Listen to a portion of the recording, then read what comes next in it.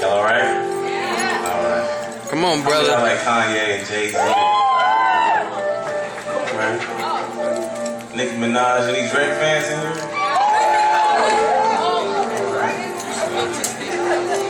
Yeah, I like that. I like that. I made Jesus walks, I'm never going to hell. A line from your man Kanye West, who like many other secular artists seem to have the words "I worship and work for Satan" tatted across his chest. Come on, brother. Who also now says that he writes all of his curses in cursive, which are hidden behind a beat, his super huge ego, and a bunch of meaningless words that y'all call high verses.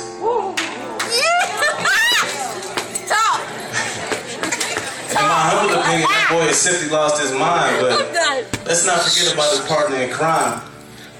The blasphemous, oops. I meant to say infamous Jay-Z. I think I had it right the first time.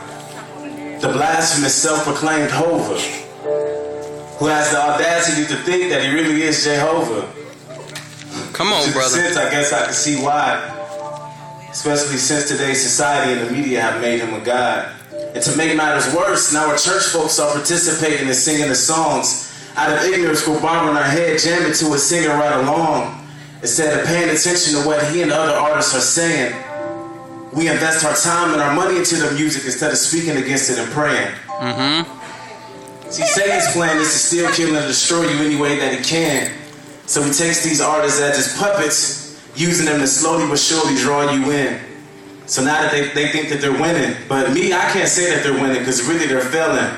See, we were granted the victory when the nails were nailed into Christ's hands. So why are you so easily drawn into women and men who refuse to take a stand for the great I am, who care more about the health and the wealth of their bank accounts than they do the health and the wealth of your spiritual man? Come on. Then the famous phrase that everybody says is uttered from your very lips. I don't listen to the words, I just listen to the music. But it sounds to me like you're really just making excuses to feed food to the flesh. Kind of like a car without an engine, which is completely useless. So then you use less of your Jesus mindset, allowing the flesh to control what happens next. Your guard is let down and you're into having sex without protection and end up pregnant. But I'll get back to that last line in a second. We need to allow Christ to resurrect inside of us instead of leaving him dead in the grave. Christ set us free when he bled, died, and rose, no longer sin slaves. So be a responsible parent to your flesh and tell it to behave.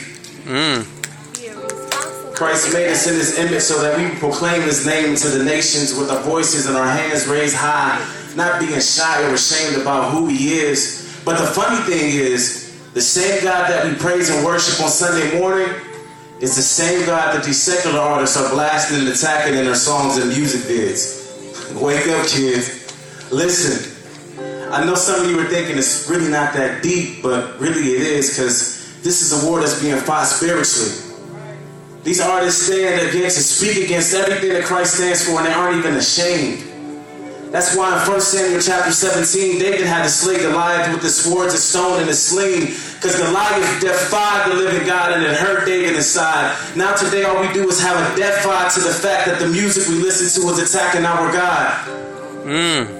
Goliath defied the living God and it hurt David inside.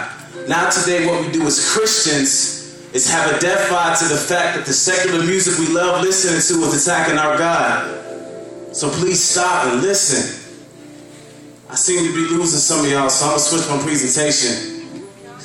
You're in the mood one day, you needed some help, and without hesitation, you pick up your iPod, or your iPad, or your MP3 player, or your phone, and you look to Kelly Rowland for some motivation.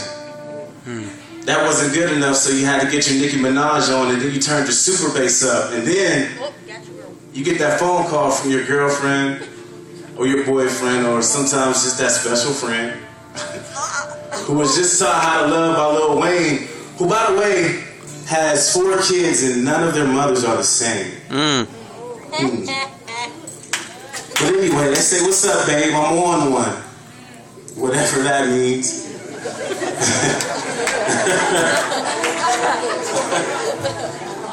And then they tell you like Miguel, you're his or her short thing, and now he or she just wants a quickie.